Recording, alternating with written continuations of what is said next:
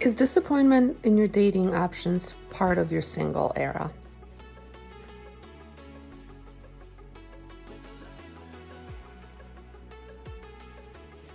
Welcome or welcome back.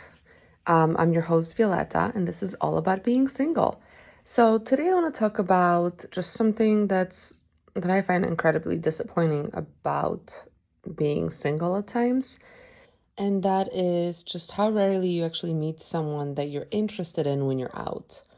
Um, there's this constant narrative that if you're single, you just need to go out. And I do put myself out there whenever I'm able to. And then every once in a while, I do meet a guy. And the last month, I actually have met like 3 potential people. But then like nothing happens. And sometimes I feel like I'd rather just not meet somebody than meet somebody and just be disappointed, especially because it's already so rare for me to even meet men while I'm out that are actually single and that are ones that I'm interested in. So especially when you like meet somebody that you're interested in and nothing comes of it, it's like, oh my God, just so extra disappointing. And because I hardly ever meet people, I think that disappointment becomes even larger than it would be if I was constantly meeting people out and about. But also meeting a man and meeting a man that I'm actually interested in, that's the other part of the problem of this.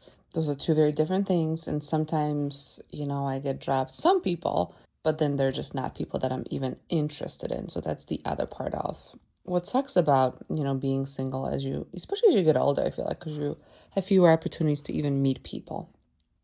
So when I was out for work in a different state, I went out one night and met this one guy who started talking to me first. He was like 35. I actually thought he was way younger at first, but he was there with like his friends. It was one of his friends' like birthdays. And so we talked for a little bit. Then I talked to like his friends, and then there was another group of people there that I ended up like talking to. Those guys were out of town for like some hockey child conference. I don't remember fully, but that's beside the point. Anyhow, I was very proud of myself because I did find this guy to be cute, and definitely none of his friends were interesting to me. So towards the end of like the evening, I like made sure to talk to him some more. And then I gave him my phone number. Well, he's going to give me his phone number. I just gave him mine. And we were supposed to hang out the day after. And I honestly wasn't even thinking anything was going to happen. Like I was kind of thinking, oh, he's probably not even going to remember. Or my name starts with a W. So sometimes I'm like, oh my God, this person might probably not remember like what my name was. Anyhow, he ended up like I'm at work on Monday. He ends up texting me. And so we literally end up talking and we're supposed to hang out that evening. And then of course this douchebag doesn't like, he cancels like last minute.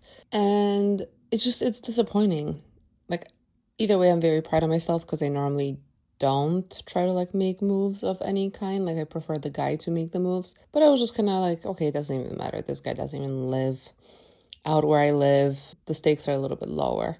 But that was it was just extra disappointing because like the entire day I'm thinking we're actually hanging out and then we don't end up hanging out. So it's just disappointing. Like I hate flakes, fucking hate flakes.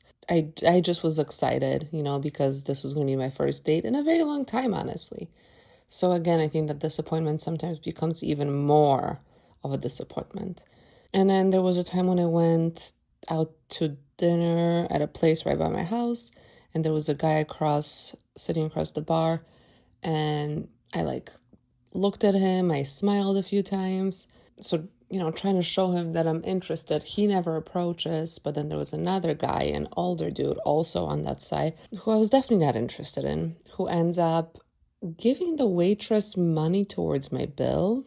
I've never had this happen to me. It wasn't like he bought me a drink. And it was just weird because it's like, hey, please. I definitely didn't want to talk to him and be proud of me because I think an older version of me would have just felt bad for the guy and would have just walked up and talked to him because he decided to send this money. But the new version of me was like, I'm not interested. Like, I'm just not interested. And I don't even... Here's the other part of it, too. I think it was awkward that he sent me money. I think if he had asked the waitress for her to maybe even ask me if I'd be willing to speak with him, something like that, I'd be a little bit more willing to do that, because then that just shows some kind of guts, and you're not like almost trying to buy me in a weird way and then expecting me to kind of make the move, because then he just kept on like staring at me to see if I was going to come by. And towards the end, I was trying to give the waitress the money back, and she was like, well, you want to give him the money back? So she made it even more awkward, like, oh, I'm not supposed to be doing that. And I didn't want to embarrass the guy, so there is also that, obviously. But like, I didn't want to take the money because I'm not also going to go talk to you. So it was just such a weird situation. But again, the person that I was interested in didn't even make any sort of a move. And then there was another time I walked into this brewery by my house, and there was a dude that was already sitting there, and I walk in and he starts talking to me. He was nice at first, but then just like the way he worked in finance, and he just seemed very like salesy, and it just felt like all of the stuff he was talking about just felt like he was selling himself. And I right away knew, like, hey, this definitely isn't something I'm interested in pursuing further. And I mean, I spoke with him, and, overall the conversations weren't bad. There was good parts of the conversation. I just knew. I just know pretty well, like, what I can handle. And he just seemed very, I don't know, like one of those people that almost like feels like they just lecture at you instead of having a conversation. That's kind of how I can describe it. So there's definitely no chemistry, and, I can't force myself to be attracted to someone just because they're technically available and interested in me and I'm technically available.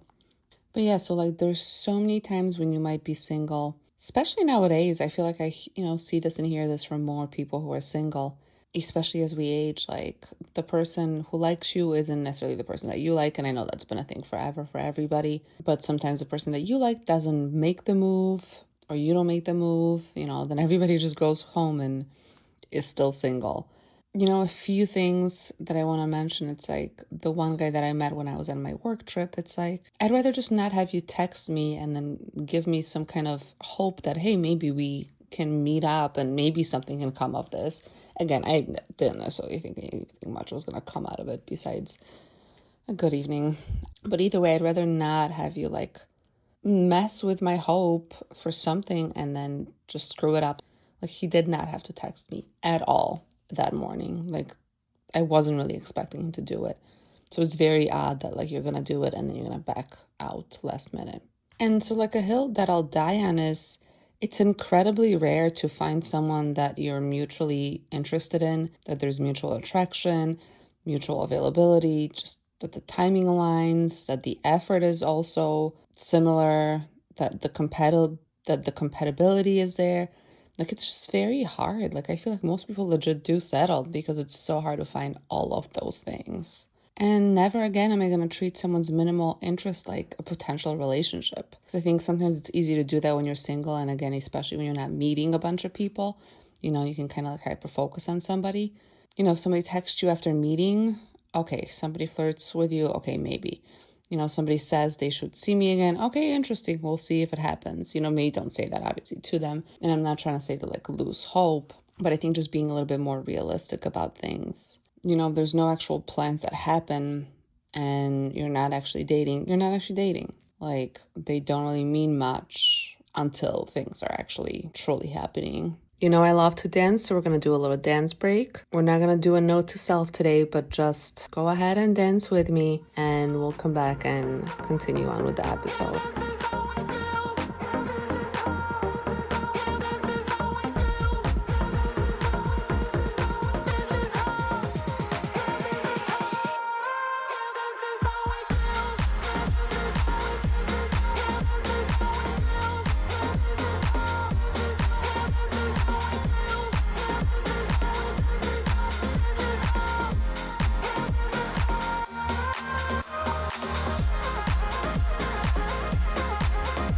And so like the no leg to stand on for me today is those people who have met their significant others and have only dated one or two people. And basically by dating, they meant, they literally after the first date got into a relationship with that person and didn't continue on dating. Like, this is what the dating world is like. So you have no leg to stand and tell me what I should be doing differently, why I'm still single when there's a bunch of flakes out there. There's a bunch of people that, you're not interested in, they're interested in you, and vice versa.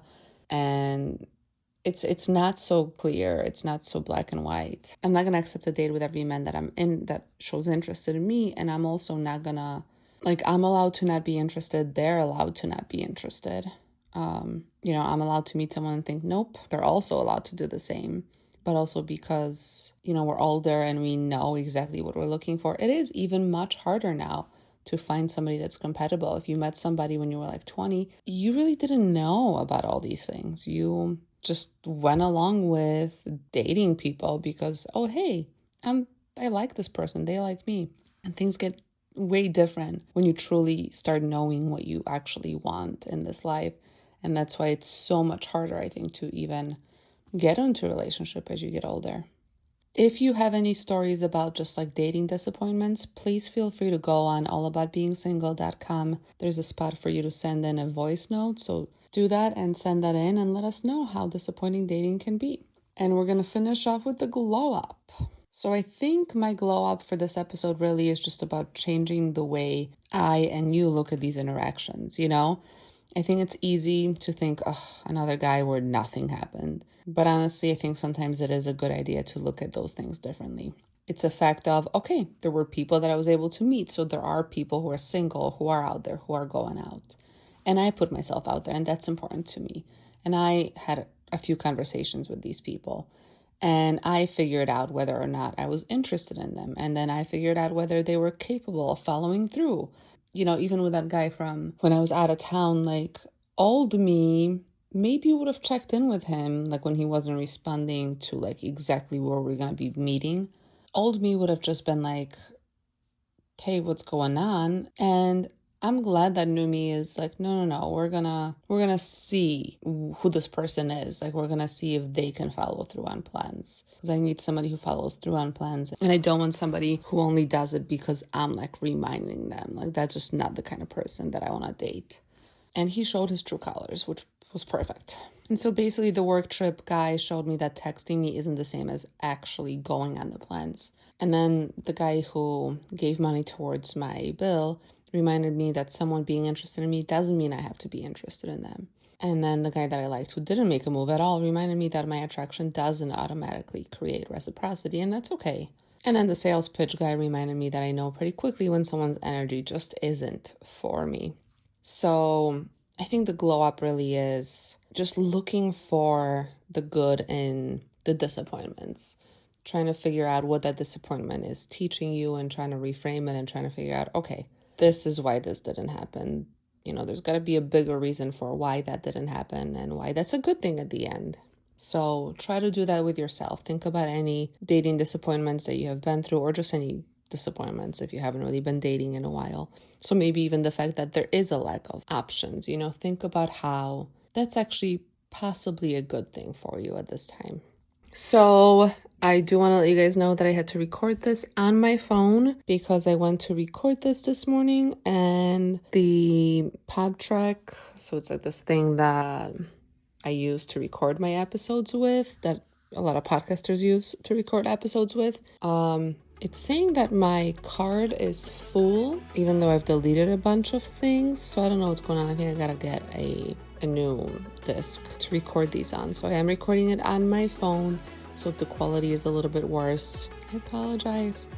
But anyhow, thanks so much for listening to me. As always, even if we're late, we're right on time. I will talk to you next Tuesday.